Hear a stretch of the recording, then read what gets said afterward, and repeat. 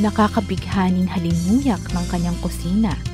Nakakatakam na lutuin sa kanyang hapagkainan. Babalik-balikan recipe ng mga pagkain kanyang ibabahagi direct from her kitchen sa kusina ni Momsy.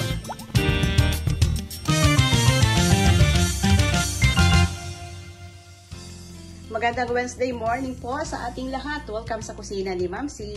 Last time, nagpakita po ako at nagparinig sa inyo ng kakaibang crispy gulay lumpia. Ngayon po ay Momsy's version naman ng fresh lumpia ang ipapakita at ipaparinig ko sa inyo. Kaya samahan niyo po ako. Let's go! Heto na po yung mga sangkap na kailangan natin. Meron po akong tinagtad, binalatanan na tinagtad po na bawang, isang pirasong medium size na sibuyas, binalatan at hiniwa. Carrots po, grated. Singkamas grated. Bakit malalaki ang nakikita ko, Mamsi? Kasi po, yung ginamit kong grater ay yung malalaki po yung ngipin. Yan.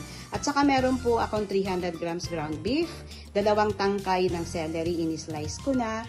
Meron po akong 1 kilo sprouted munggo, 1/2 peraso po ng cabbage, hiniwa ko po ng maninipis. Kailangan po natin ng mani. Ayan. Ito pong mani ay na-roast ko na po ito. You can roast this inside an oven or sa stove top lang po, sa kawali. Walang oil. Isasangag lang po natin yung mani ng walang oil. Siyempre, kailangan po natin ng sugar. At kailangan po natin ng asin at paminta, lumpia wrapper, yung normal lang po na lumpia wrapper, and cooking oil. Sa isang malalim na kawali, maglagay lang po ng oil. And then, igisa na yung bawang at saka sibuyas. Yan. Kapag kalanta na po yung sibuyas at medyo nagsisimula ng mag-brown yung bawang, ay i-add na po yung giniling na karne. You can also use pork instead of beef. Kaya nahalo ko na po yung beef.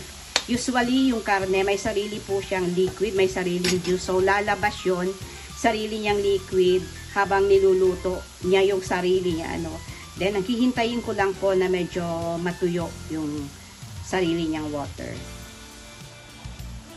Ayan po, lumabas na yung sarili niyang sabaw. So, makakatulong yan para malutong mabuti yung karne. Yan. Nung ready na po yung karne, nilagay ko na yung mga gulay dun sa kawali, except po yung celery. Kasi ilalagay ko yung celery kapag ka-inoff ko na po yung apoy. So, halu-haluin lang po yung mga gulay. Remember, ito rin po ay magtutubig pa din. Kasi may sarili din pong juice ang gulay.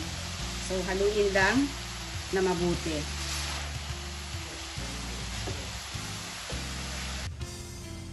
Ayan, nahalo ko na pong mabuti. At lagyan ko na rin po siya ng asin at saka paminta. Ngayon, tandaan po natin na kung titimplahan natin ito, medyo mababa ang timpla. Huwag po natin gayahin na parang gulay na iuulam siya. Hindi po. Remember, meron po tayong peanuts na merong sugar. Yun talaga ang magpapalasa. Kaya, konting asin lang po ang ilagay natin when it comes to alat. Konti lang po. So, i-off ko na ito kasi yung init ng gulay ay patuloy na magluluto sa kanya. Kailangan manatili pa rin po yung crunchiness ng ating gulay.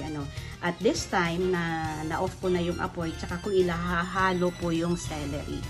Yan. At halo lang po.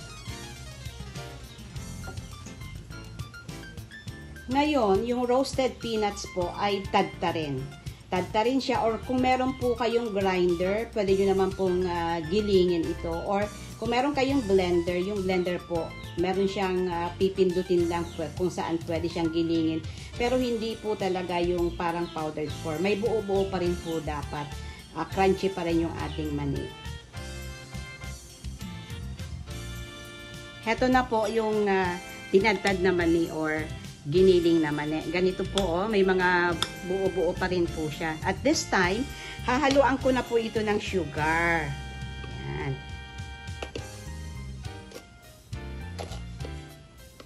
So, lagayan ko siya ng mga 1 cup sugar. Hahaluan ko po ng 1 cup sugar. Tansyado ko na po ang 1 cup.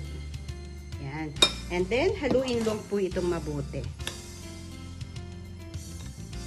Yan. Sarap.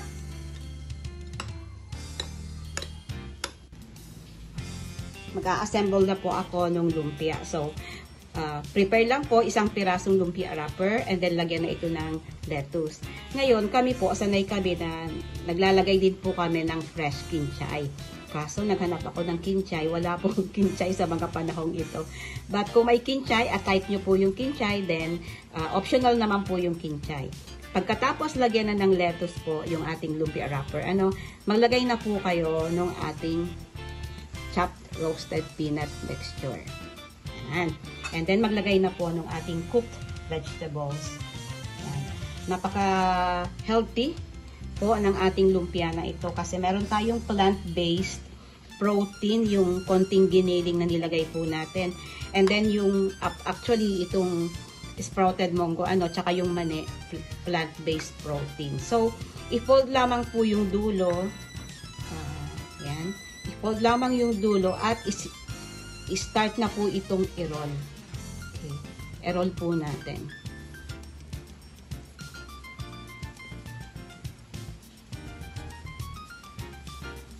Ayan. Ito na po.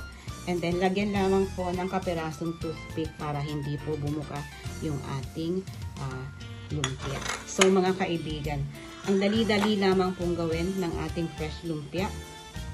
Ayan, Okay. Yes natin. Ayan. So, try nyo po ang kakaibang recipe ng lumpia. Hindi po natin niluto yung wrapper.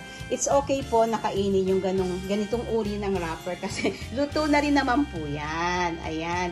So, napakasustansya niya, napaka-budget friendly, at saka may mga gulay na raw na pwede po nating kainin. So, try nyo po ang ating fresh lumpia, Mamsi's version, at bigyan niyo po ako ng feedback kung ito ay sinubukan ninyong lutuin. Ako po si Mamsi Chelo E. Basco na nakasama ninyo mula dito sa kusina ni Mamsi.